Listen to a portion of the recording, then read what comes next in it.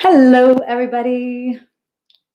Good afternoon. Good Sunday afternoon. Cold Sunday afternoon here in New Jersey, at least. Hello to everybody on Instagram, Facebook, YouTube, other Facebook. Wherever you are joining from, please say hello. Say where you're joining from. Leave me a comment, wave, emoji, whatever you want. It is time for another live chat. Hi, Dina. Nice to see you. Hope you got my email. Hi, Yulia. T. Dot in the house. Kakoi, Ariana, Saita. Always such a pleasure to have you here, Saita. I feel like you have been at all of the live chats, if I'm not mistaken. Hey, Alex. Brazil in the house over here. Hi, Miriam. Hi, Oak for Jazz. That's definitely not your name, but it looks like your handle at least. Hi, Jihan. Merhaba, nasılsın? Evan. Hey, Evan. Long time no see. No Lit 21 Tuesdays for a while. Bonjour, Laurent. All right. Can you tell me about the footwork? Yes, I definitely can tell more about the footwork. That's a good way to start, right? Footwork course. I definitely will. I'm just saying hi to some people over here on Instagram. So as always, this is so far how this live is taking place. I go live on Facebook, on my Facebook page, my profile, my YouTube channel, and on Instagram, just so that all of you do not have to inconvenience yourself. You stay on the platform that you want to do, and you just join from there. For those of you who have not joined before, and this is your first time joining a live chat, my original plan with this live chat was to do it for like a quick 30 minutes, answer some questions. I get some questions in DMs and in my comments on my posts, and sometimes via email from people regarding all sorts of stuff. And so I wanted to share those answers. I just figured it would be a little bit easier and probably more helpful to share them publicly with everyone, instead of just one person getting that answer, because you never know who else needs to hear those things, right? So that's why I started doing the live chats. Now that 30 minutes, I don't think I have ever done a live chat for 30 minutes. It has always gone over time, and more like an hour and a half. So if you are here, go grab a drink. If you're going to stay for the entire time, go grab a drink and chill out, relax, and think of something that you might want to ask me. This is my time with you. This is our time. So if there's something that you would like to ask, whatever it's related to, dance, personal life, some dealing with a pandemic, just being stuck at home, whatever it is, feel free to ask. And of course, I reserve the right to answer your questions if I want to or not. So, Aventadas Dance Crew in the house. Hi, Maribel. Nice to see you. I hope your back is doing better. Christian, my workout buddy, my ox.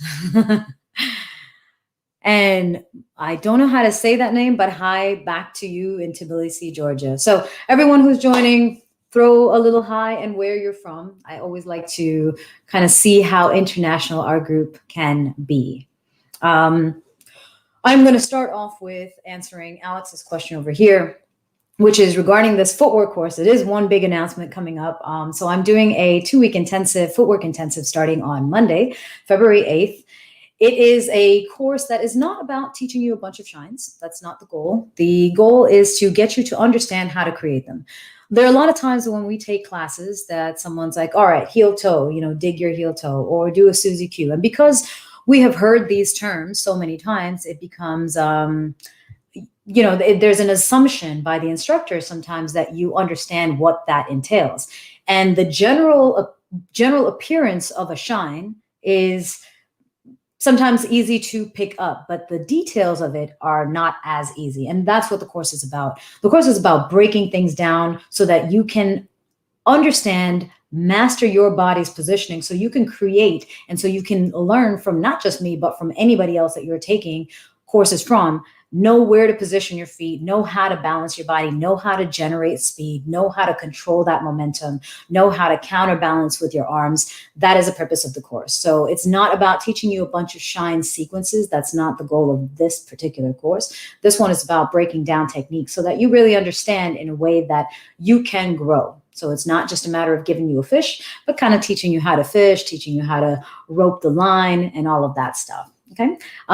And I forgot to say another really important part is that there is a challenge. So one of my friends, I don't know if you've seen my story or if you've seen my post, but one of my friends who wants to take the course cannot make it. And so he gifted his pass, which is very, very generous of him. Thank you, Jairo. He gifted his pass, but he wanted some kind of fun contest. So the fun contest is, and you can throw your comments into the chat because I'll be able to look at them later. However, if you are throwing your comments into the chat on Instagram, please send them as a DM because I cannot see the chat after. Once I end the live, I don't see the chat messages. So send me a DM with your funny story. So the funniest story or most embarrassing thing that you feel comfortable sharing is going to be the winner of the pass. So the course is $100. So it's a pretty nice gift from my friend to all of you, whoever wants to participate. And also you guys get to share a funny story and, kind of entertain the rest of us, right? And I promise I will share one of my own to you as well. All right. Promise. But Instagram, if you are going to share one of your stories, you can share them in DM or in my post. I think I posted it yesterday. So you can just post it into the comments if you don't mind making it a public thing. All right. All right, let's see who else has joined. Daniel from Germany, one of my favorite photographers and favorite people to run into. Veerfish from Taiwan. Hello. So many peeps from Russia, Siberia, Charming Melody. I don't know your name, Charming Melody, but that is so cool that we have someone here from Siberia. Yeah. All right. And let's go back over here. So for those of you who want to sign up to the course, you can sign up magnagopal.com/courses. Just go to my website and you'll see the dance page and you can sign up there. But again, you could get this for free. I would recommend you share a funny story instead. Okay. All right. Let's see who's here. Hi, Wade. Classes every day? No, sir. Alex, thank you for asking. I appreciate it. The classes it's a 2-week intensive. The classes are on Mondays and Thursdays, and there's replays. So even if you are joining from somewhere else in the world where you cannot make the live sessions, the replays will be available for the entire 2 weeks. So you can actually, practice at your own time, at your own pace, at your own convenience, and then join us. And of course, there's always questions. So I'll be there to answer your questions, even if you cannot make the live. Okay. Harshavin said, I'm finding it hard to learn without a partner. I'm quite impressed with the fact that you learned a lot yourself. What would be your guidance to self-learners like me? That is an excellent question. Harshad, hold on to that. I'm going to get back to you in 1 second. Let me just say a couple of hellos here. Hi, Angel, New Swing Sextet, leader of New Swing Sextet in the house. Nice to see you. When I started to dance Kizomba, I asked a girl, Isaac, do you want a kiss? And she slapped me. That's a good one. I like that one. If you didn't hear it, Isaac said he's from Ottawa. So when I started to dance Kizomba, I asked a girl, do you want a kiss? And she slapped me. He meant Kizomba, but I guess she did not see that. Hi, Cheryl. Nice to see you. Driving right now. Please don't look at your screen if you are driving, but you can listen. It might be useful. And of course, if you have any questions, throw them in. All right. I will start with, Radu. Hi, Radu. Romania in the house. I'll start with Harshav's question. Harshavin, let me know where you're from also. All right. So he said that he's finding it hard to learn without a partner. I am quite impressed with the fact that you learned a lot by yourself. What would be your guidance to self-learners like me? A lot of time, obviously right now with the pandemic and we are kind of stuck at home and we're unable to social dance, it's a little bit more difficult. But as always, I always say that this is a partner dance. And yes, there's the element of having a partner for you to practice with, to adapt to connect with. However, you need to come in as a whole on your own. A lot of times when we think of the partner dance as leads, we don't really necessarily think of ourselves or as follows. We just say, well, my lead is going to do everything and I just need to follow. But you actually need to be able to do your own job in the dance. You need to be 100%, and then you contribute that 50-50 to the dance with your partner. So there are a lot of things that you can do to practice at home. You can do drills. There are lots of instructors out there who offer courses, myself included, as well as my online classes, which you can find from my website. But there are a lot of instructors who will offer drills, who will offer beginner courses. Now, the important thing is when you are practicing, when you are learning on your own, it is important to go beyond the class. And this is not just for online classes and not just for right now in this situation that we're in a pandemic, but it is important even if your country or your city or whatever is open and you're back to social dancing, you're back to taking classes in person. It is important for you to take your learning beyond the class. The problem that most people have when it comes to learning is that they take a class and they consider that their presence in class for that hour or 2 hours is sufficient. It is not. That is the moment that you're absorbing new information. You're not necessarily processing that information. You haven't necessarily taken it and made it your own. That only happens outside of class. That happens after class. So whatever you are learning, make sure at the end of your class that you take time to review, but then also take time at any other point in the day to go back and visit something. And you don't have to go through everything. So let's talk about footwork, for example. Let's say your instructor teaches you 20 counts of 8 of shines, right? Now that's a lot. And maybe you don't even like all of it, right? We all have our preferences, but maybe there are 4 or 5 of them that you really like. Instead of practicing the entire 20 and trying to memorize it and drill it into your head when you probably won't even use it because your body instinctively doesn't even like some of the movements, take things that you like and practice them.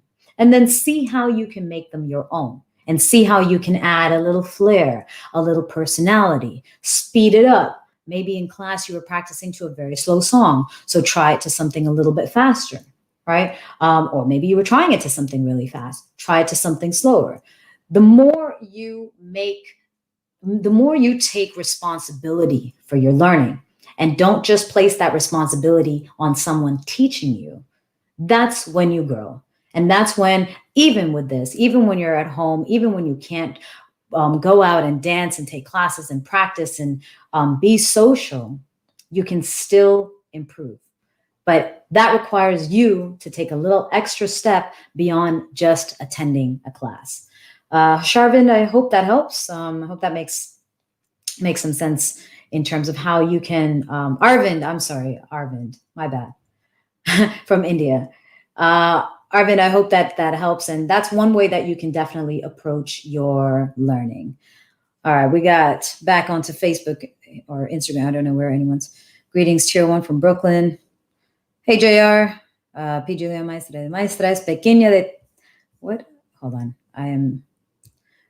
Pequeña de tamaño gigante en la pista. I don't even know what... Can someone... I feel like this is some Spanish slang, which I'm not able to understand. If someone can translate that, throw it in the comments. Or Leon, you can translate it for me. Carla's got an embarrassing story. Let's hear this one. Last week, I was ironing a top while dressed in my bra. Unfortunately, I didn't realize that my builders were in the process of drilling a hole into the room I'm in. Don't know who was more embarrassed, me or the 3 pairs of... That's, yeah, don't know who's more embarrassed or who was, getting some entertainment there. I don't think they were embarrassed. You might have been, but I think they were like, well, let's take a break now. All right. Excellent question, Arvin. Thank you very much. Again, for those of you joining, throw a hello, say where you're from. And if you have any questions, you can ask those as well. Some of the questions I did get, actually, no, I'm going to talk about, last time we had this chat, I kind of broke down. I was talking about death and loss, losing either a pet or a very, very close family member. And it kind of was really hard for me to speak about it.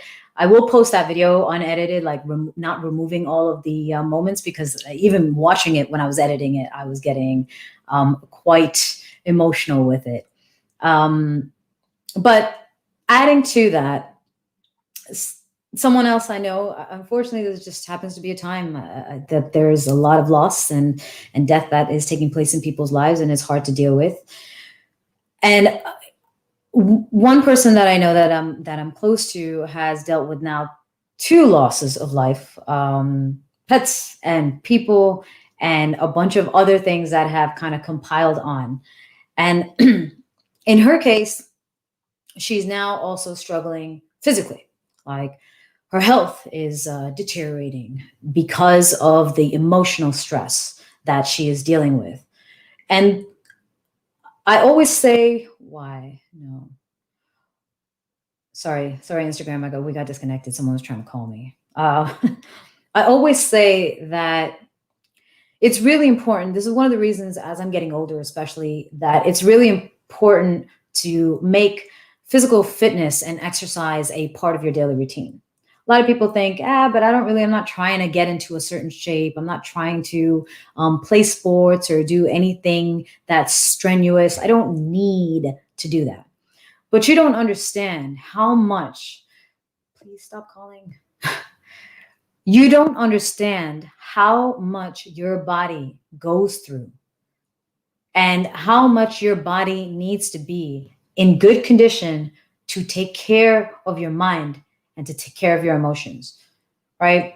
It is, our body tends to manifest what we're feeling, right? If we're sad, it's easier for us to get sick. Our just defenses are lowered, right? And so if you are, in addition to that, out of shape or injured or not training or not eating right or doing anything like that, you are, when you do have to deal, like, it might not affect you. You might be fine because you're not dealing with anything that is emotionally demanding, right? Or mentally demanding. But when that comes, you don't even have the support of your body, right? I will admit, not only does exercise give me an outlet, right? Sometimes I just want to work out to release stress, right? To de-stress rather. But whenever I'm dealing with anything that's really difficult, knowing that my body is in good health makes it a lot easier for me to deal with.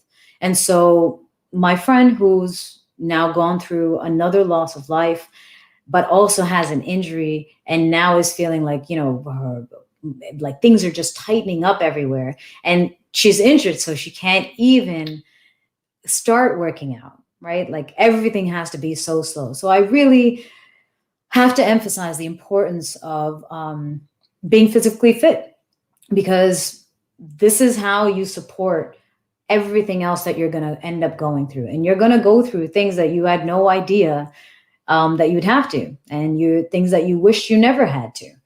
But if there aren't people around to support you, at least you've got your health. So please prioritize, especially as we're getting older, please prioritize your health in some way or another. Physical activity does not have to be 2 hours in the gym. Physical activity can be something very simple, like morning stretches, taking a walk, jumping jacks, anything. Or you could join QFit. Here's a shameless plug for my QFit course, which is a monthly thing. And anyone who's in it can vouch for it. It's good. It's intense, but it's fun too. So that's one point I wanted to say. Hi, James. JR, question statement. Hi, Anthony from Toronto. I got you. I got your email. I will reply to you. My apologies. Just been a little bit busy. All right. So, okay. JR had asked a question. When you dance with someone, and let's say it's a rough dance, how do you compensate for maybe the lack of a good lead, or maybe too many turns and not enough thrown into the dance mix? I am going to add, I think this is part 2 of your question. I feel like there's too much emphasis on what a good dancer or a dance is, as opposed to just enjoying a dance, whether it consists of just regular turns with a lot of enjoyment for the music and the person. That is a very good place. Good question. Maribel, I'm going to come back to you. So Jared's question is like, how do you deal with a rough dance? How do you compensate for a lack of a good lead, or even for leaders, a lack of a good follow? The better you know yourself, the better your technique, the better your foundation, the easier it becomes for you to control situations, even when the other person, even when there's another person involved who doesn't know, right? Sometimes we think that our technique is really just to benefit us, but our technique is also the foundation of support for somebody else. So let's say, for example, if I, I'm going to take just a pure strength example, right? If I have a partner and I'm weak, and let's say my partner falls, I'm not going to be able to hold them. I'm not going to be able to support them. But if I'm training myself to be strong and solid and grounded, when my partner falls, I can help them. Same thing applies to dance. Same thing applies to the dance relationship, that dance connection. Your improvement of your technique, your investment in yourself, in becoming better, is support for your partner, is support for the people around you. If we're going out and further out of dance, is support for other people. The better you are, the better you can be for others as well. And so when it comes to, let's say, a rough dance, I had done a live, I think, on bad leads a while back, and I wrote a blog article on that. So you could always check that out on my website. But I don't believe that people are bad dancers because they choose to be bad dancers. I don't think anyone gets on the dance floor and says, you know what, today I want to break somebody's arm. That's my goal. So as a lead, I'm going to try and lead everyone so rough that it hurts. I don't think anyone has that goal. I hope nobody has that goal, right? So if you go in understanding that the person that is doing something that might be causing pain or that might be uncomfortable does not have that intention of hurting you or making you feel uncomfortable, it's a little bit easier to deal with.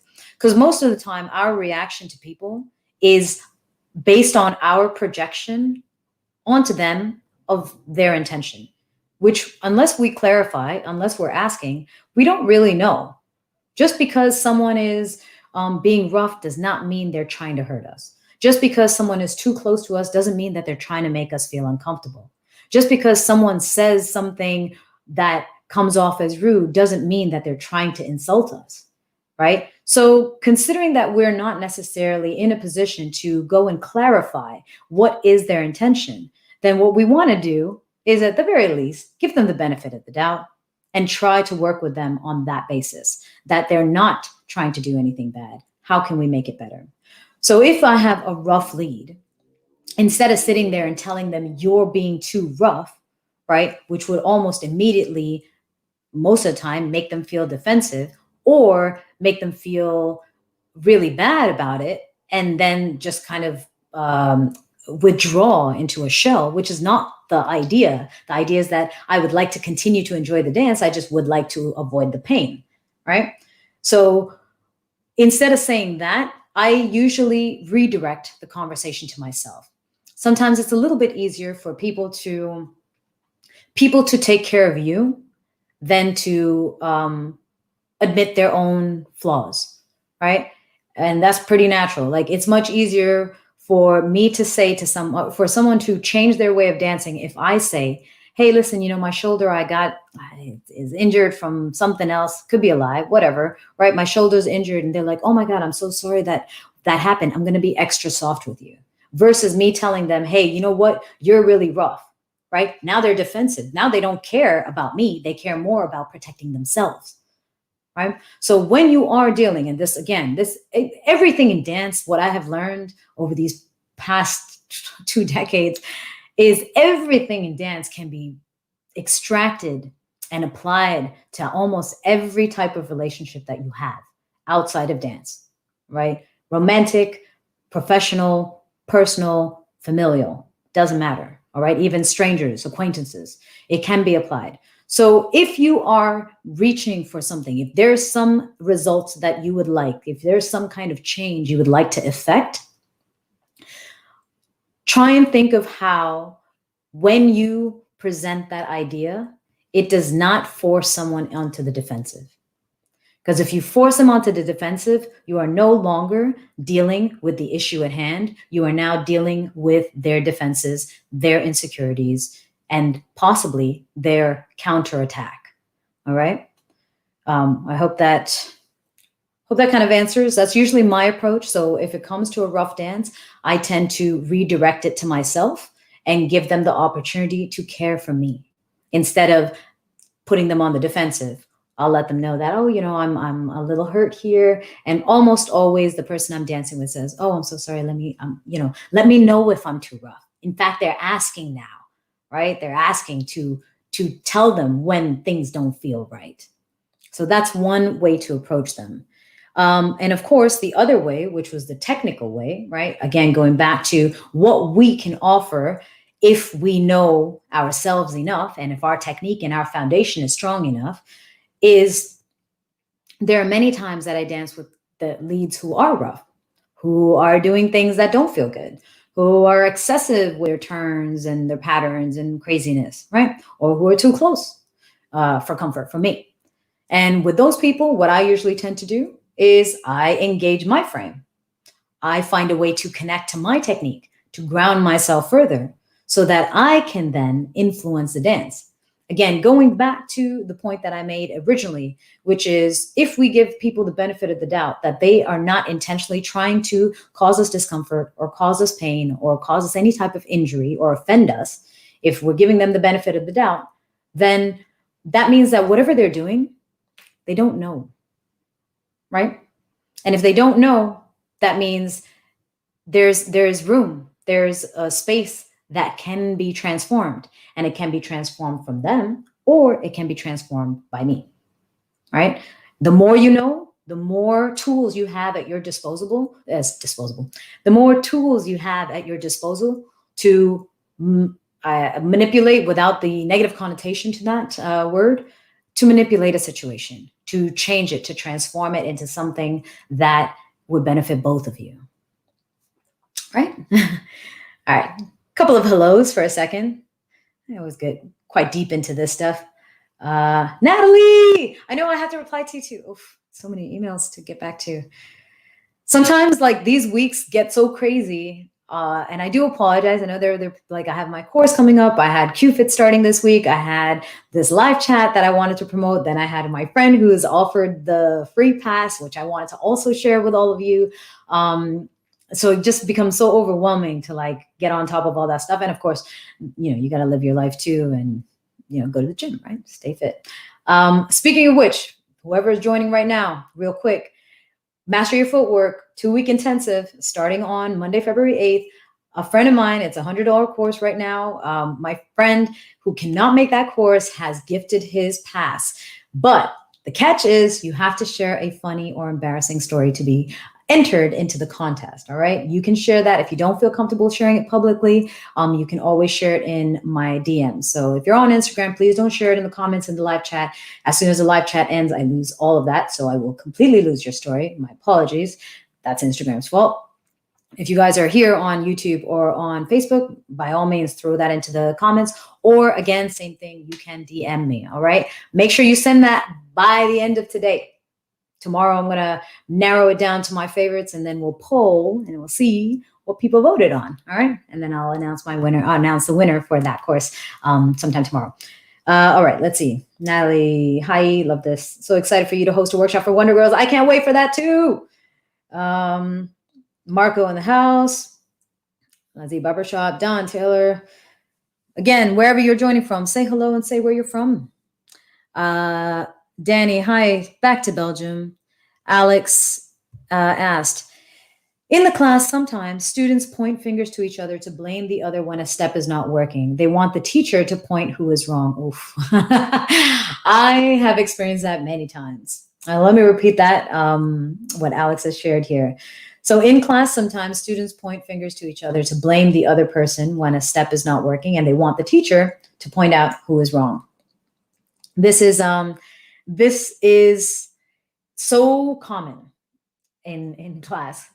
It's always interesting how it happens, because I don't know where it is. It's like this overconfidence where we think that obviously we got it. I mean, we're both in the same class learning the same thing, but of course I got it and you didn't get it. So I'm going to point the finger at you, right? Again, much of what we do in life, Sabrina, much of what we do in life depends on the things that we are exposed to, right? The indirect role models in our life, the people we admire and see how they treat others. And then there's a lot that we do instinctively where we're not even thinking, right? I would always recommend to people to have some empathy and to, before you speak, before you open your mouth to say something, before you change your facial expressions to gesture something to someone else, think about how you would feel and how you would want to be approached and how you would want to be spoken to. And again, even in class, just like on the dance floor, if someone is doing something incorrect, instead of pointing the finger, even if it is them, even if you know 100% you are doing the right thing, they are doing it wrong, make it about yourself, right? What does it do to you? Does it hurt you? No. Does it make you look like you don't know something when you already know something? Does it matter more to you that you know something or that other people know that you know something? Right? I think our emphasis is often too much on what other people think about us instead of what we think about ourselves. What other people know than what we know. Right? And this is something we all have to work on, right? We all have our places where we feel super confident and we have our places where we don't know. And it's important for us to approach it from there, right? So for me, for example, even if I'm in a class and I've taken classes where there's someone who is not doing the step, I get it, and they're leading rough, and I could say something to them. And I know in that moment, at least that one specific moment, I know I'm doing it right and they're doing it wrong, right? But again, when we point fingers, people get defensive. And we are no longer working with the issue at hand. We are working with defenses, right? And we don't know where those defenses came from, right? Someone who feels very confident in their own abilities and who has no insecurities whatsoever will probably take your criticism and say, oh, how could I fix that? What would you prefer? What would work better for you? But someone who has their own insecurity and you don't know where that comes from. It's often not dance-based. It's often way deeper than that, right? So maybe they've picked on in school. Maybe their parents always said, you're never getting it right. And so when you say something as simple as, oh no, that's too rough, they're triggering so many memories from their lives. And that's what they're defending against, right? So if you are in class, try to be the better student. If you realize that the person you are working with is not getting it, right? Say, hey, listen, I'm not sure I understand this, even though you do, right? That's fine. But say, I'm not sure I understand this. Do you mind? Let me just ask the teacher if I'm doing this right. And let the teacher come over and then break it down to both of you. And maybe the teacher says, you know what, Magna, yes, you're doing your steps right. And John, this is actually what you need to do. You're doing this incorrectly. Or maybe the teacher might say, Magna, you're doing it right, but you should also be doing this. What you're doing right now is not helping. John, that's good, but change this, right? So again, redirect things back to yourself. As long as you don't have an ego that needs to be defended, that needs to be on a pedestal and showcase to everybody else that, look, I know I would never admit that I don't know something, then it's always easier to just point the finger internally, so that there's no one getting defensive and you can address the issue at hand. Yeah. Hi, Shalin, back in India. Hi, Catalina, California in the house. Katharina Morales here is asking, hello, Magna, any tips for spinning as I feel hopeless with it? I love the way you spin so much. Thank you, Catherine. You can always check out my courses. I actually have a couple of courses on spins. If you go to magnagopal.com and you'll see in the menu courses, you can go and find a lot of that information. And of course, you can always reach out to me if you have any further questions regarding those. Sabrina in the house. Hi, babe. Katharina, your videos are really motivating me to keep dancing during this lockdown. The only thing holding me back is my spinning. Well, those courses, I am pretty certain, 100% certain, they will help you.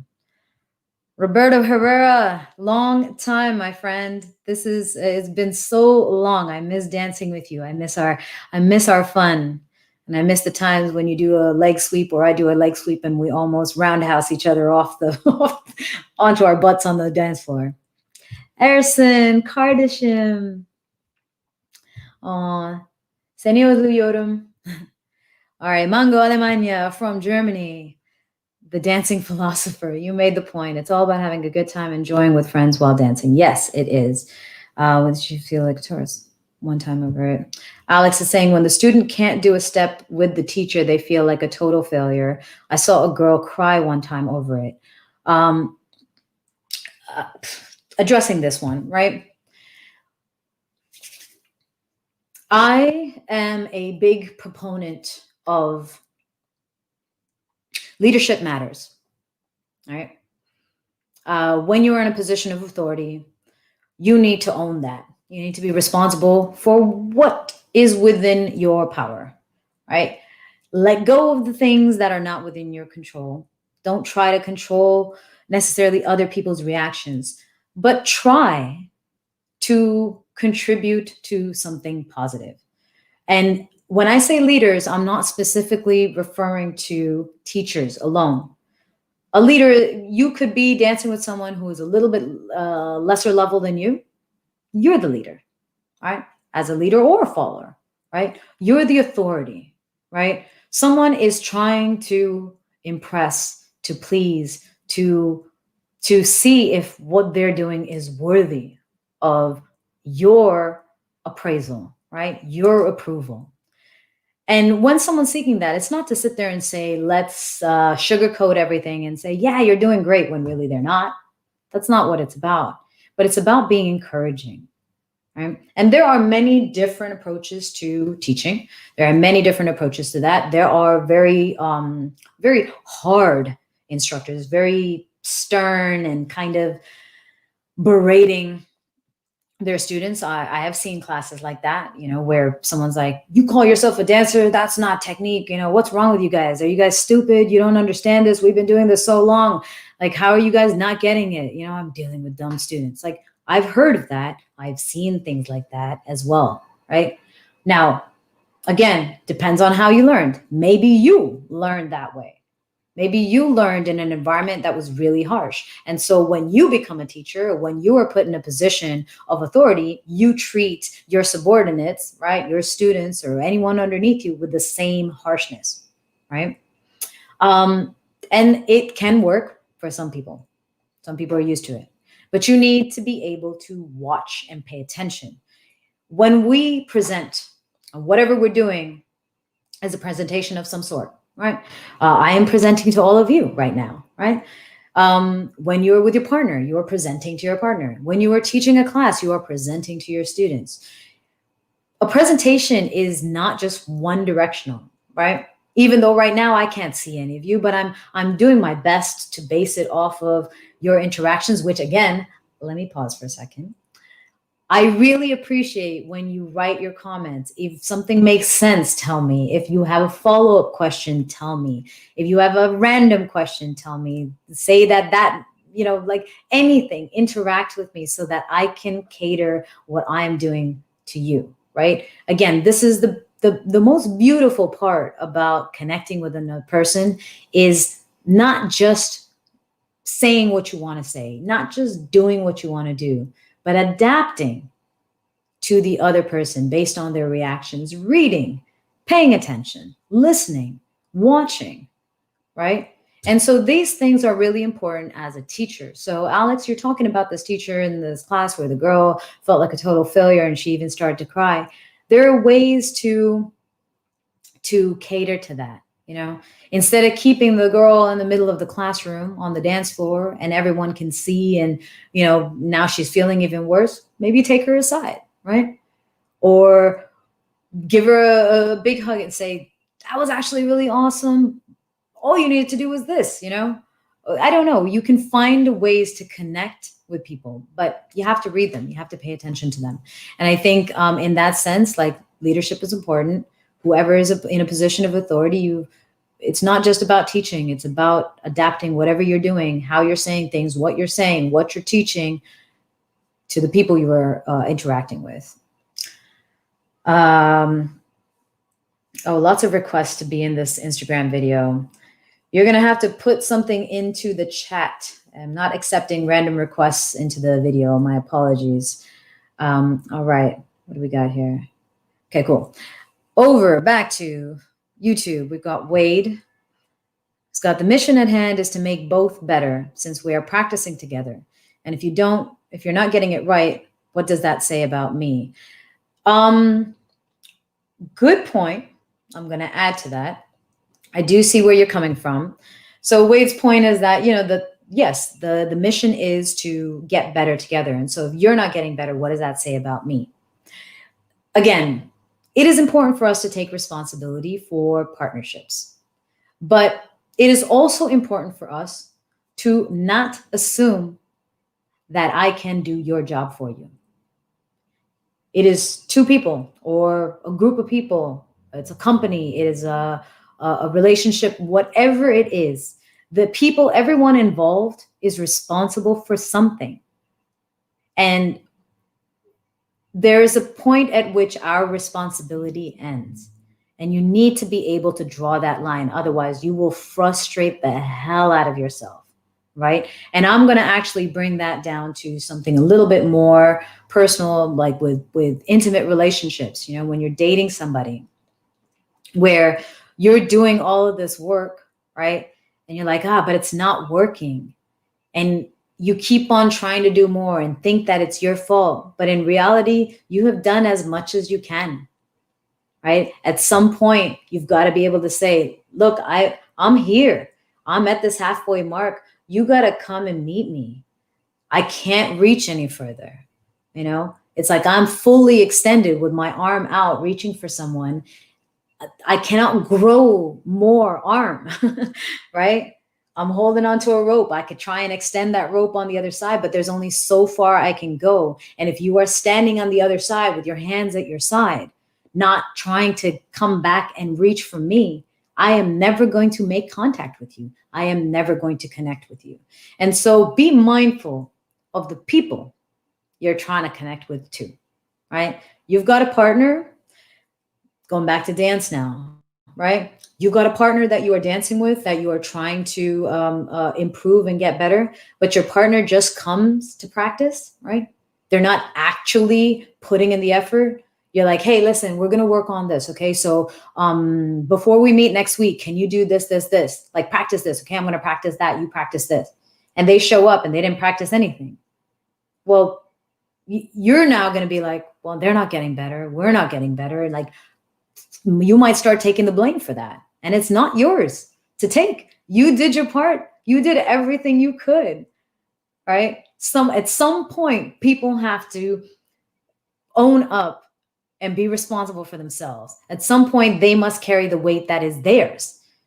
And you cannot do that for them, right? In fact, I'm going to go a step further and say, when we do, right? When we get all the way here, we're fully extended, trying to reach for this person. This person's got their arms at their side, or they're doing this kind of thing, right? Instead of extending their arm back. And we're like, okay, you know what? I'll be right back. Let me go cut some rope and tie some pieces of cloth together so I can get a rope and try and send it over to you. What you're doing is you're creating a crutch, right? You are enabling that laziness. You are enabling their lack of effort, right? Think about people that you know who are very entitled, right? Who want everything, who expect everything, who don't want to do anything for anything, right? But they still keep getting everything because maybe their family is like that, right? They're always coddled. They want something and they're like, but did you do your homework? No, but I want ice cream. You're like, okay, fine, here's ice cream. Right? They give in. And so what do they learn? They don't learn how to put the work in. They don't learn how to meet people halfway. They learn that if they just complain long enough, or if they don't do anything, someone will step in and do it for them. So what are you really helping? Are you really helping them grow by enabling them to not grow? Right? You're not. So be mindful of that too, right? In our relationships, there's a lot that we do, and it's okay to go the extra mile when someone is incapable in that moment. but don't keep going the extra mile for people who have no desire to even try for you, because you're not helping anybody. You're definitely not helping yourself. And as much as you think you're helping them, you're not helping them either. All right. Hyro in the house. Greeting from the middle of nowhere. This is our sponsor here. I'm pointing on Facebook in case you're like, what is she pointing at? That's her leg. No, over, right there. Hyro is the one who is gifting his pass. So your funny stories, throw them in the comments or throw them into DM. And please do send a little thank you to him. He's being very generous. Anthony says, yes, 100% agree with this. Thank you for commenting. Wade, did I answer your question? I hope I did. Roberto says those leg sweeps are epic. Miss Dancing with You too. Yes, those leg sweeps were epic. How many people did we almost wipe out right on the dance floor? All right, coming back to Instagram for a second here. Hola, saludos desde Chile. Hola, Joe. Hope Joe. Sometimes I put like people's names because on Instagram, at least in Facebook, you have like first name, middle name, last name. On Instagram, it's just a username. And sometimes I try and read the whole thing together and I'm not making the spaces where I should be, the pauses. Yeah, anyways, these Aventadas, Maribel said, these are all life lessons. A ton of these skills in dance transfer to life. 100%. Almost everything in dance transfers to life. This is why I decided to go in the direction of coaching, right? To go in the direction of public speaking, because there's so many people who are not going to get into dance, right? And if they get into dance, they're not going to get into dance like the way I've gotten into dance, 20 years, making it my career, like really getting into understanding how to connect with someone and socially dance and adapt and be musical and all of these things. So maybe they would approach the dance on a lower level and not get a chance to get to that place where they're like, whoa, this can apply to my work, this can apply to my relationships, and all of these things. So that's why I got in, like redirecting and pivoting, taking all of these dance lessons, because I 100% believe I can relate everything in dance to something that we can apply to our lives outside of dance. Maribel, so much love to you all. Gracias, Magna. Gracias a ti. I hope you get better. I hope your back gets better soon. Sarina, sos la mejor. Abrazo desde Argentina in the house. Abrazo a ti. Montelimar said, I learned from someone who would belittle me and I resented him for it. Now I choose to learn from teachers like you. I appreciate that so much. And, thank you so much for that comment, because there is something that I wanted to say. Again, you know, this is the goal, right? I'm trying to like get through all of this crap. And I never do. I have not even touched any of these questions.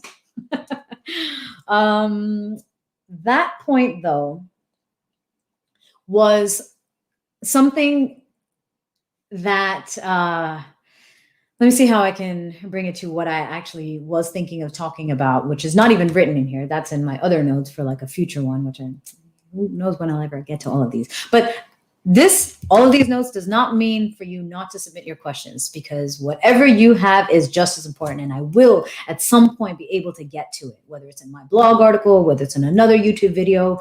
You just never know. Okay. So whenever you have a question, don't look at this and say, oh, she's got so many things that she's going to be talking about, I'm not going to burden her with more. It is not a burden. Please ask.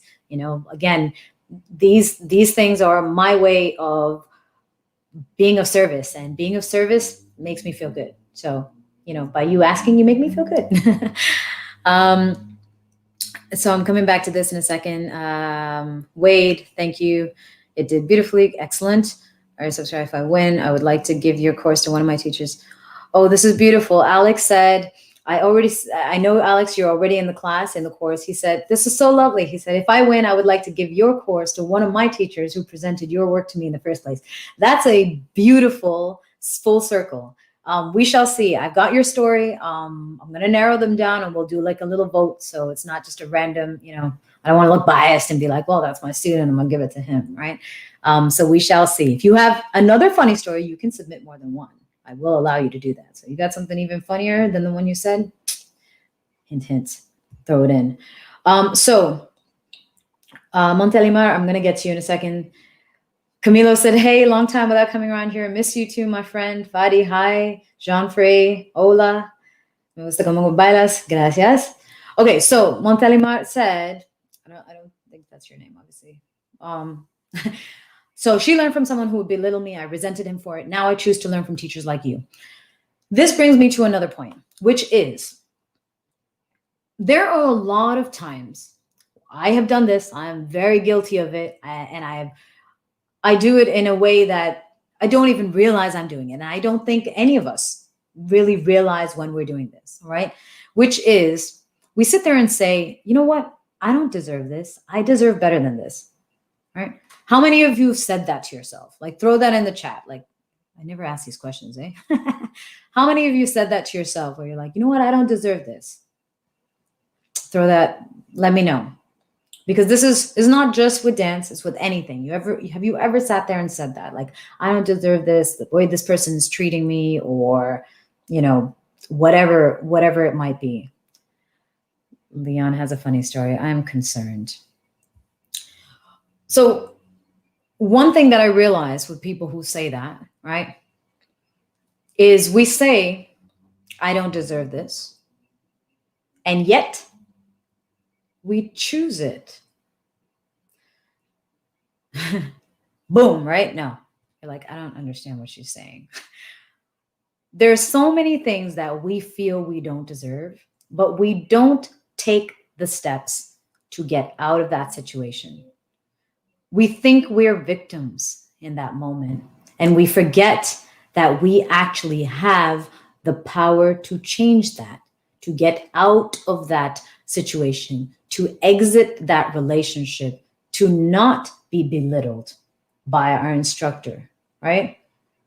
And we sit there and we limit our options because maybe in that moment we are not creative enough to think of other ways to find what we need, to get what we want. And so we're like, let's say I'm going to go back to the instructor who's belittling my friend over here in Instagram, all right? Where your instructor is belittling you and you're like, well, where else am I going to learn? This is the only instructor here. But is it worth it? Right? Is it worth feeling like crap? And then sitting there and saying, I don't deserve to be treated like this. I deserve to be treated with more respect. Well, then demand it, right? You being there is enabling it, is letting that person treat you the way they want to treat you, right? It is much more within your control than you think. You can always walk away. However, with any relationships that we have, right, walking away is a loss. Right? You're losing something. You're walking away from something. So you're giving something up. And sometimes that keeps us in really negative, toxic situations, in all sorts of messed up relationships, romantic, friends, family, jobs, right? There's so many places where we're like, I deserve to be treated better, but I am not willing to feel alone or to feel like I don't have a job or to feel any of these things. And so I will put up with this, right? And so 2 ways to approach that is wait for the sirens to finish. One way to approach it is getting the strength and the courage to leave. But before you can do that is to understand where the dependency is, right? Because there is some dependency. And either you find a way to replace it, right? So you can do that in a healthy way or unhealthy way, right? Like let's say you're in a job that you don't want to be in, you're not respected there, you're not treated in a way that you want to be treated, you don't feel like there's room for advancement and all that stuff. I don't deserve this. Leave. Right? But that's income, right? So you need that income. So maybe don't just leave like this. Maybe start looking for other jobs instead of sitting and going to work every single day and just complaining and complaining and complaining. Try to change your situation, right? Try to find something else until you can get out of that situation, right?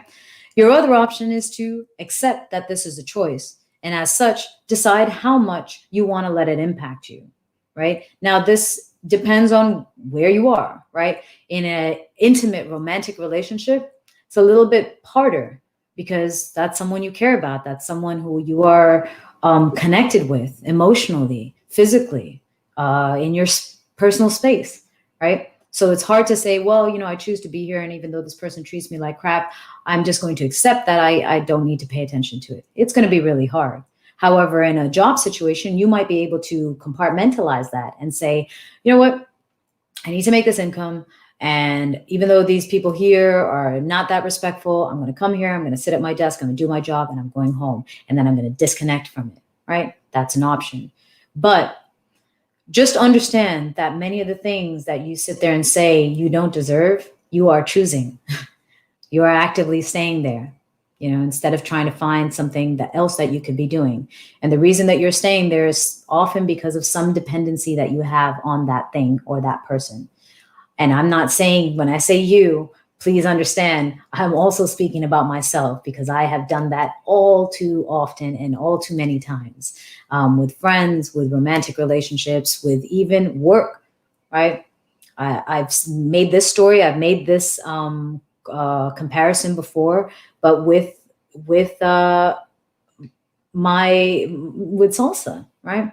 There was a time when I was injured, and I felt like people were treating me like a machine and not treating me like a human being. Like they didn't care about me and that I needed to rest. They were just like, what do you mean? You're here, you're at the event, right? Why aren't you dancing? Like, it's so rude of you to be saying no to everyone. And I don't deserve to be treated like that. I deserve to be treated like a human being. But you know what I did? I said, okay, and I went and I danced. I chose that instead of taking care of myself. And then I realized that this community is not treating me and respecting me, my body, that I need to rest and heal. I need to be willing to give this community up. And that was one of the hardest decisions I ever made, and the hardest questions I had to contemplate, which is when I took my break, I canceled all of my events, and there was a dependency, right? I was like, this is what I do. I've been dancing all this time. I've been doing this for so many years. I'm not even sure what else I could do, right? At that time, of course I could do so much. Like, I realize that now, but in retrospect, but in that moment, I definitely felt pretty hopeless. Like, if I don't keep dancing, if I don't keep going out, if I don't keep saying yes, even though I'm injured, like, what if I lose work, right? So that was my dependency. And I had to come to terms with that. I had to face that dependency and say, you know what, Magna? If you feel like you're not being respected, you need to find somewhere else to be. And as much as you love salsa, if salsa, this community, does not love you and respect you back, time to let it go. And that was when my body healed. That's when I finally took some time for myself. And when I came back into the community, after I rested 3 months, 4 months, took a break, my toe healed, I was back in. I came in demanding my respect, and I got it.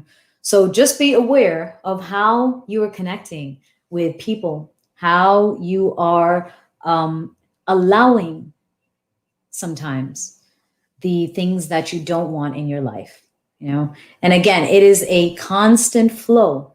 You will have your highs, you will have your moments where you're like, now, this is what I want, this is what I deserve, this is what I expect, and if you're not going to give it to me, I'm out. And then there are other times that you don't even realize how deep you're in, right? Montelimar, I hope that answered your question, or at least addressed it in a way that hopefully you can apply to teachers as well as anything else in your life. Dina said, me too. Yep, definitely. Hi, Eric. Hi, Ihan. Kardashim. Chris, 100. A little wave here. Dina said, but if something is causing your mental health, it is too expensive. Yes, the cost is often higher than, it is more than money, The cost to your emotional health, the cost to your mental health is worth more than whatever you're earning sometimes. And it just requires a little bit of putting things into perspective. Sabrina, love it. Change it, leave it. Hey. She said, if you can't change or leave it, try to change your mindset and find something positive to take from it. In the end, your struggles can result in the greatest growth. Absolutely.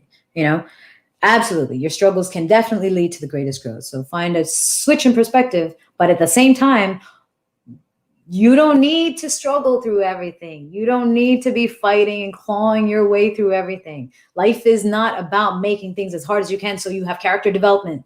You are going to get character development no matter what, okay?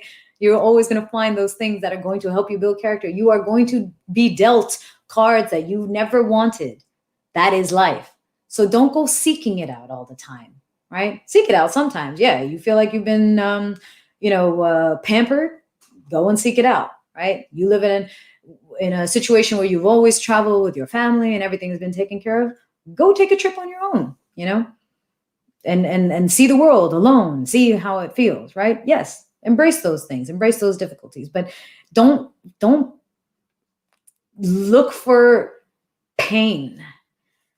It's going to come your way. Don't worry. It will. But don't keep looking for it. And when you find out that you're in there and that you have a choice to leave it, try to do so. Alex said, you had a positive effect on one of my teachers. You complimented her spins. And until today, she feels proud that you noticed it.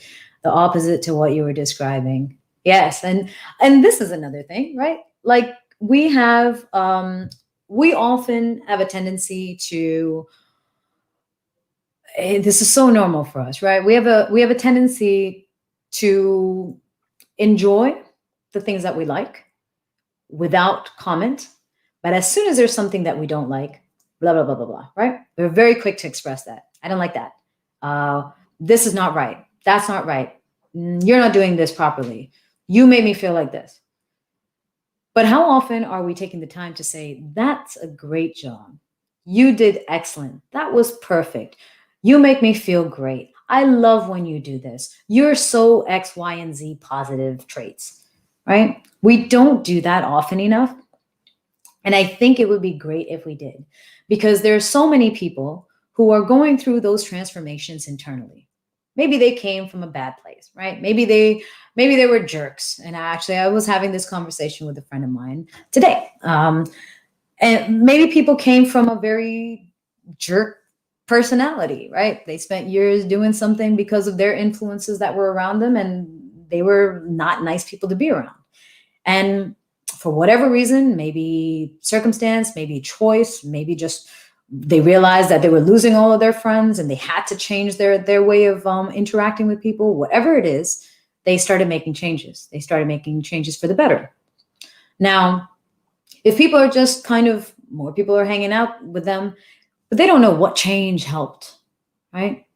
They don't know what actually has led to this increase in people. Is it because maybe they've made multiple changes, right? Maybe they've changed the way they dress. They've also changed how often they smile, and they've changed how often they say thank you or how often they make physical contact with someone, right? They don't know which one of those things has resulted in an improvement in their relationships. So if you are someone who has a chance to observe someone's growth, change in somebody else, especially positive change, you are in a position, you are in a beautiful position to provide feedback, positive feedback, right? It's not constructive criticism, so you don't have to sit there and tell them what they can improve. Just tell them what's good. Just tell them, I love this about you. You make me feel like this. That move that you did was awesome. You know how many times there are people I dance with? They're fantastic dancers, right? And they do some move. And as soon as they do it and I like it, I'm immediately within that dance, right in that second, I'm like, oh, that was cool. I love that. They don't even know what they did, but at least they know there was something that they did that I liked. So maybe they were coming into that dance saying, yeah, Magna's following everything. She's probably done this move with somebody else. It's nice. It's so simple. It's so simple. And for me, seeing a smile on somebody else's face makes it makes things so great for me too, right? So we both benefit from that. So instead of always finding something for people to improve, if there is something that they're doing that is great, that makes you feel good, share that too. I try to do my best with that with my students in class. If someone is doing something right, I'm like, yes, that's it, you know? And even if there's something that they're doing incorrectly, I'm always like, okay, so that's not where you want to step, but that part of your step is excellent. Let's just fix that part. You know, give them something positive that they can lean on, you know, so that they can work through anything that requires fixing. Going into Instagram real quick, Montelimar said, yes, it has. I am a better dancer now because I refuse to be disrespected. Oh, so yes, to saying nope, I no longer want to be belittled in every area of my life. You're the best. Yo, you're the best. Camilo said, how do you go about irrational fears that you know are irrational but are still there, dance related or otherwise? Camilo, you want to give me a little bit more of a concrete example? I would love to answer that. Throw something a little bit more concrete in there. You're going super vague, super general, rather. Not that it's wrong, but would like something a little bit more thing. All right, moving over to YouTube.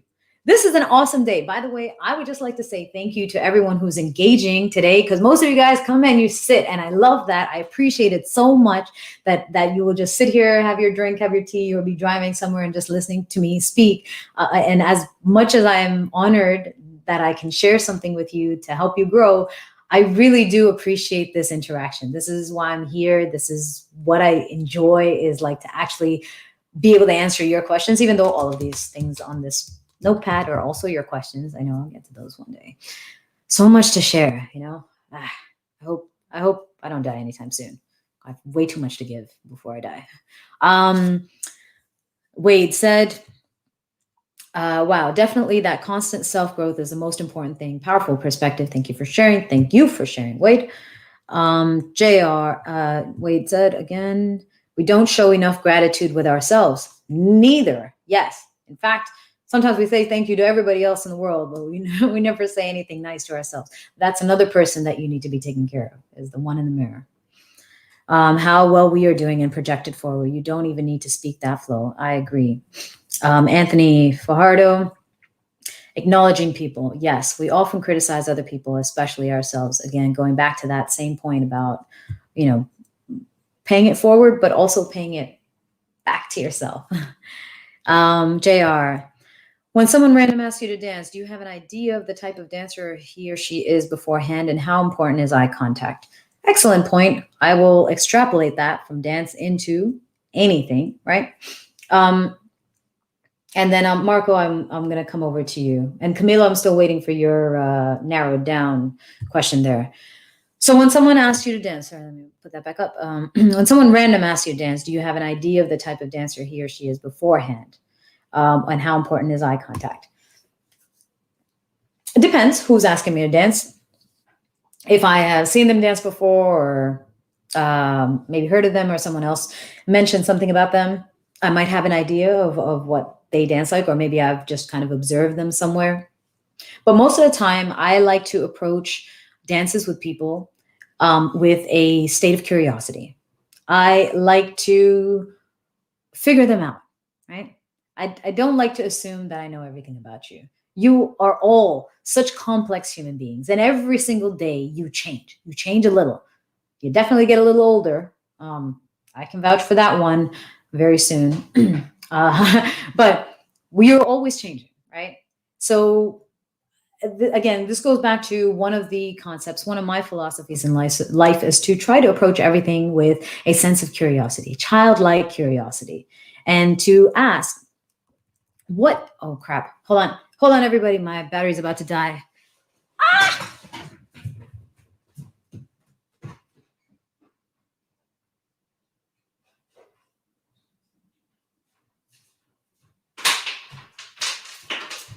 Sorry. Usually it lasts. My computer's already getting old. All right, I'm back. Let's make sure my laptop does not die. Saved. All right.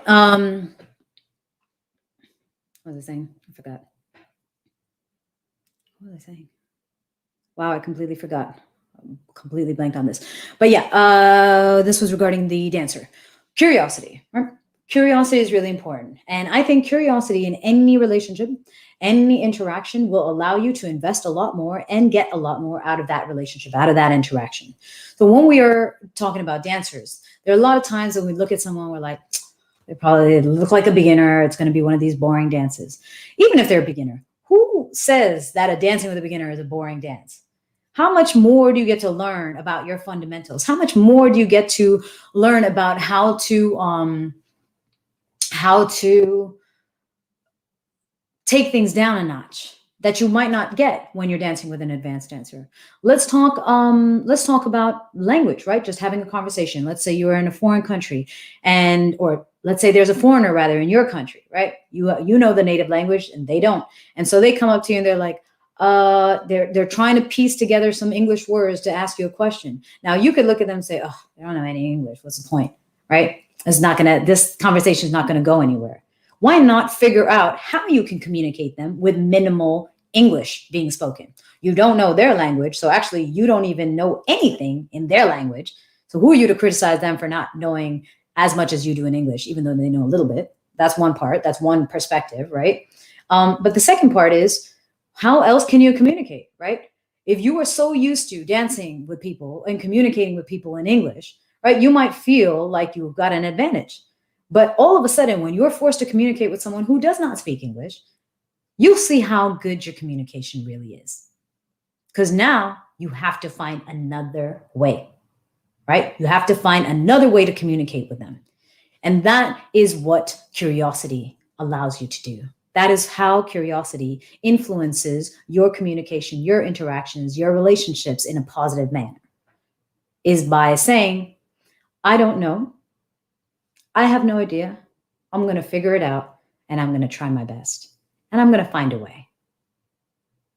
Right? With dances, that's one of the ways I like to approach them. Even if I'm dancing with a person I've danced many, many times with, I still don't assume that dance is something I know what it's going to be. I have an idea, but I assume, if anything, I expect that it's going to be different. And I look for the differences. I look for the novelty in that moment that was never there before. Talking to someone new, meeting somebody random on the street, same thing. What can I get out of this? Again, going back to, I don't, deserving and choice, right? If I start engaging with you, I am choosing to engage with you. So if I choose to engage with you, I want to take responsibility and be 100% present. Whether you're a stranger, whether you're a close friend, whether you're a first-time dancer, random dancer, or someone I dance with all the time, right? That's how we can get the most out of it. JR, I hope that answered your question. The teachers, they criticize why that sounds right to others. Alex answered, sometimes you have intimacy with the teacher, so they criticize your dance in a way that sounds weird to others. One time a student tried to defend me. She said, but I understood it. It is okay. This is another thing. One more little point here. And damn, we're already at 1 hour and 15 minutes. How does this happen? It happens because of you guys. It happens because you have great questions. I didn't even touch this paper today. Usually I do at least touch it sometimes and go through one. I did not check off a single box, a single one of these questions. But there's also other relationships that we have. I have that too. Sometimes I teach workshops and I have people who I see regularly, right? Even in my online classes, there are people who are in my QFit who I see, and then I see them in the online class. So I have a different rapport with them, right? And so I might speak to them in a way that someone else who's just coming to the class for the first time would be like, oh my God, I can't believe she's saying that to that person, right? Again, don't assume you know anything more than you know, or anything more than you are willing to find out, right? This is a big thing in general. We have a tendency to sit there and just say, I can't believe they would do this. Do you know why they did it? Do you know what their relationship is with the person that they're speaking to? You don't know. Have you asked? Did you say, hey, do you guys know each other? You sound like what you said would almost be offensive unless you're friends. Are you asking those questions? If you're not trying to clarify, if you're not trying to understand the moment, then maybe try to avoid making a judgment on it, because you really have no idea what people's relationships are. And if you're not trying to figure it out, it's not fair to judge it and then put them in a position to have to defend something that didn't require a defense in the first place, right? John, hey Mags, happy pre-birthday. Soon. Yes, thank you, John. Chop E connection, give me a minute. I love how Camilo wrote choppy connection and it's chop space Y connection. So even your message was choppy. I actually read it as choppy connection. Marco said, no question, but your English is so understandable, even for me, and I think for all not English native speakers, really good to connect with us. I appreciate that. I do my best to, sometimes I get carried away here because I don't see anyone's faces with the expression of, I don't know what she said. So, and you guys aren't asking or putting question mark. I don't understand what you just said. So sometimes I go off on a rant here. I apologize, but I'm glad that you guys are understanding it, even if you are from other places. All right, last little question here. This is Camilo. For instance, you're afraid of getting onto a stage for the first time, but you want to do it and there's nothing to harm you there. Of course, you could simply force yourself to do it. So this is going into his previous question about how do you go about irrational fears that you know are irrational fears but are still there. That is a tough one. Sometimes,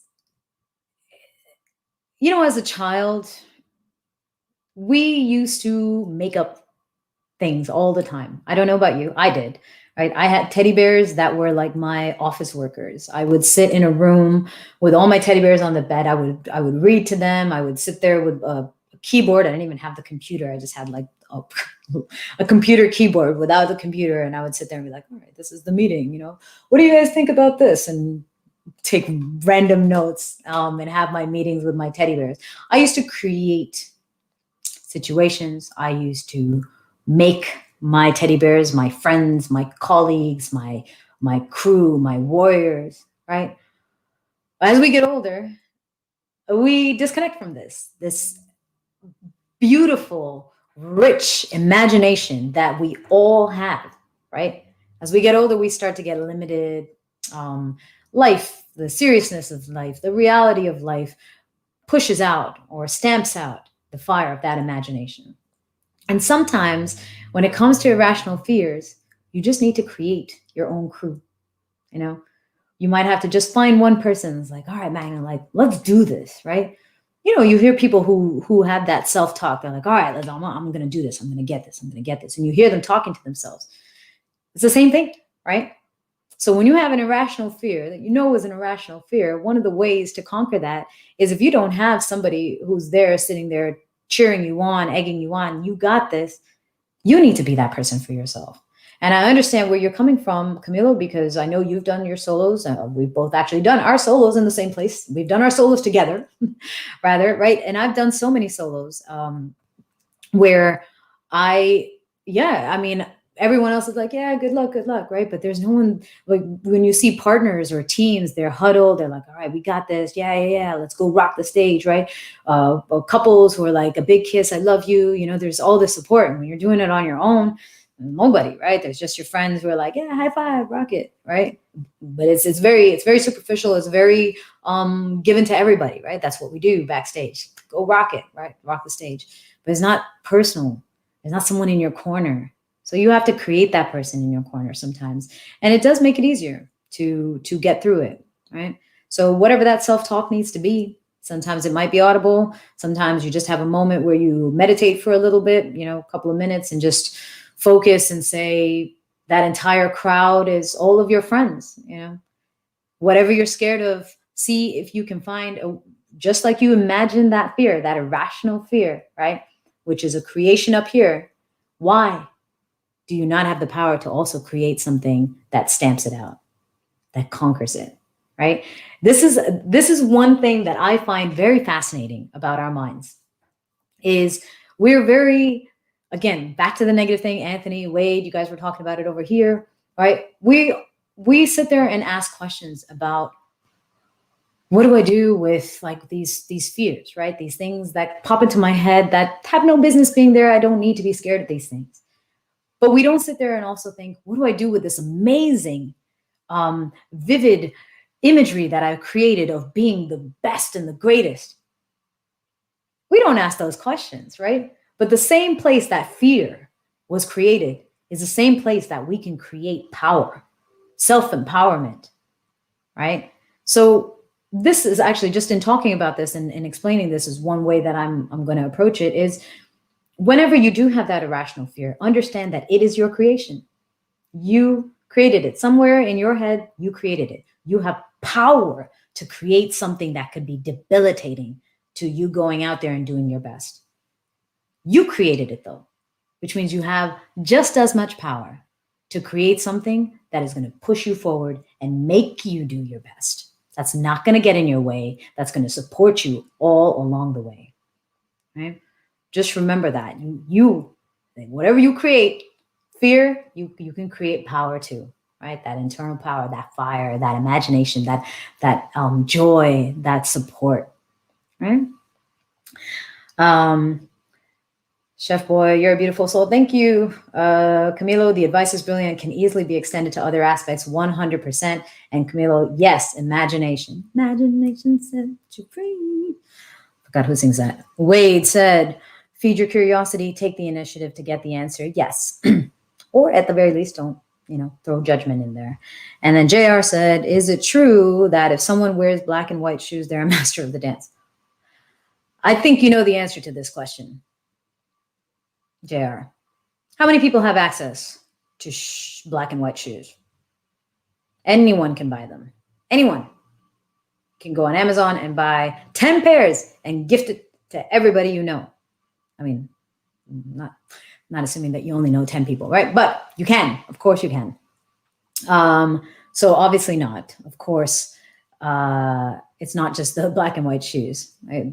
People wear things for fashion. Some people wear it because their teachers wear it. Some people wear it because it feels more comfortable. You never know what. But I would not say that someone who's wearing black and white shoes are a master of the dance. If you see some of my shoes, you'd be like, can she afford shoes? Because I have shoes because I need custom made shoes. So I wear mine out. I keep forgetting to order a new pair. And sometimes the manufacturer of the pair that I was wearing for 6 or 7 years is no longer around to make them. And then I'm like, oh, what am I going to do? Most regular shoes don't fit. So this is all I got. What is going on with this? Stop. I have a radiator that makes all sorts of weird noises. Feels like a woodpecker's in there. So yeah, I mean, if you looked at my shoes, you'd be like, I don't even know, why she wears those shoes. So no, definitely not. Finally, Anthony, upcoming talk, Empowered Through Imagination. Oh, that's a nice suggestion, Camilo.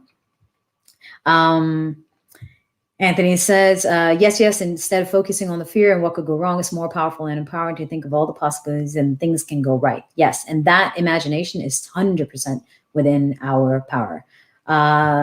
Matt Cap said, why do you need custom made shoes? Because I have extra narrow feet. Unfortunately, I have long toes, very narrow feet. So regular dance shoes, regular heels will either be too, oh my God. Stop. Okay. I think I just have to put my foot on that. Okay, there we go.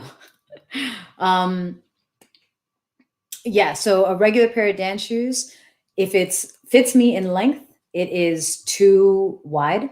And if it fits me in width, my toes hang over the edge. So I need custom shoes, that's why. And they're a little bit hard to find the kind that I want. And I used to have the same brand that I used to order year after year after year until they discontinued it. And then I had to try and look for other people who made it. And a lot of people didn't make shoes the way I need them for my type of dancing, because it's pretty intense. All right, final thing. Alex said, I still owe you a music analysis for our lesson on musicality. I'm glad you did. And JR, this was a myth I heard back in the Jimmy Anton days. Jimmy Anton's is still around. Hopefully it'll be around when we get back out of this pandemic. But yes, I hear you, JR. I know what you're talking about. I don't think it was black and white shoes. I think it's just white jazz shoes. And there's a whole myth around that. But anyways, we are here. And again, this time is even, I don't even know how we got here. This was even faster. Thank you very much for joining the live chat. I am doing this every month, so if you would like, you can always put a reminder. It's generally on the first Saturdays. If you would like to support, there's so many easy ways to do it. You can show your support financially if you like. If you want to send a donation, you can put it through Venmo or PayPal or Zelle at Magna Gopal or info@magnagopal.com. If you want to join the course that's coming up on Monday, remember, share a funny story in the comments, or not comments on Instagram, but share a funny story in the DM me or on my post, throw it into the comments, and we will poll top 3 funniest stories. If you submitted one, you can send another one. That's fine. Submit as many as you like. I know we all have tons of them. All right. And finally, one of the easiest ways to show support, and please understand that, your artists and your instructors who are doing stuff like this, who are putting together these live chats or interviews or whatever, this is part of our business. This is the part that I want to give to all of you. Feels good to me to give it, but this is a part of my business. And if you do feel supportive, one of the easiest things that you can do, if you can't donate, right, is hit subscribe and share. If you found value in this, think of someone else who might find value in it too, right? And just share it. Sharing is the easiest way that it comes from you. It's this moment where you're saying, I believe in this person and I get value out of what she's saying and what she's teaching. And I want you to see if you can get value out of that too, right? So a very simple share is one very, very easy way to support your artist, to support anyone who's doing anything that helps you. All right. And of course, hit subscribe, leave a comment, and I will see you very soon. And also, completely forgot.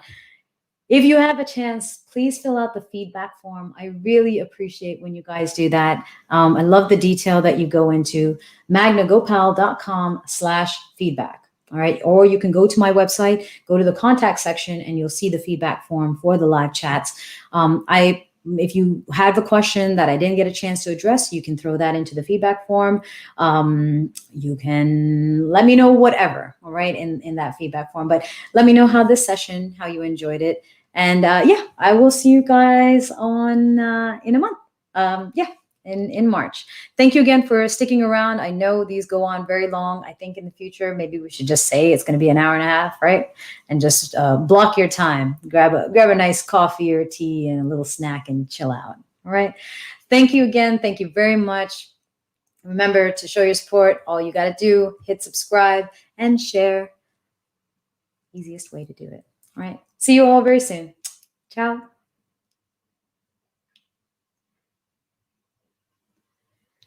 All right, here we go. Facebook, YouTube. Thank you. Longest 30 minutes of my life. Thanks to take your time. Yes, I know, right? I know. I'm sorry. But I do appreciate all of you coming and staying as long as you do. It does mean a lot. Thank you, everyone. Have a fantastic weekend, and I will see you very, very soon. All right. Ciao.